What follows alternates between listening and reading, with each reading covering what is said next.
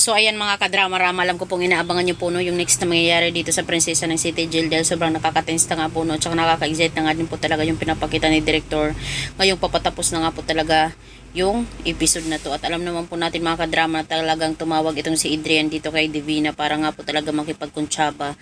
Dahil nga po talaga sa mula nung nalaman daw ni Adrian na hindi daw siya mahal ni Charlene, ay talagang mas nagprosige pa talaga siya na mas makuha pa talaga niya yung loob ni Charlene or mas gusto din talaga ni Adrian na mahalin siya ni Charlene.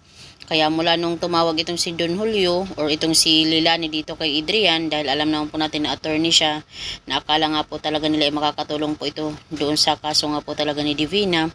Pero yun ang nagkamali nga po talaga sila dahil bumaliktad nga po talaga itong si Adrian. Nakipagkuntsaba pa nga po siya dito kay Divina para sa kanilang iisang mithiin na mapamahal itong si Raymond kay Divina at saka mapamahal naman itong si Adrian doon kay Charlene.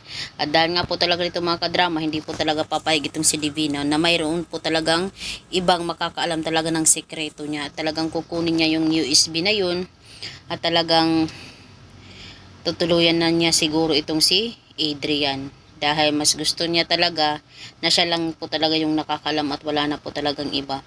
At dahil nga po talaga ito mga kadrama, 50-50 nga po talaga itong si Adrian na dinala doon sa hospital. Kaya itong si Divina mapapasori na lang talaga dito kay Adrian dahil nga po sa mga ginawa niya. Imbis na magkakakuntsaba sila, hindi na tuloy mangyayari dahil nga po sa kasamaan ni Divina. So yun lang po mga kadrama, abangan na lang po natin yung next na mangyayari dito sa Prinsesa ng City Jail. Don't forget to please like, share, subscribe my channel. Bye!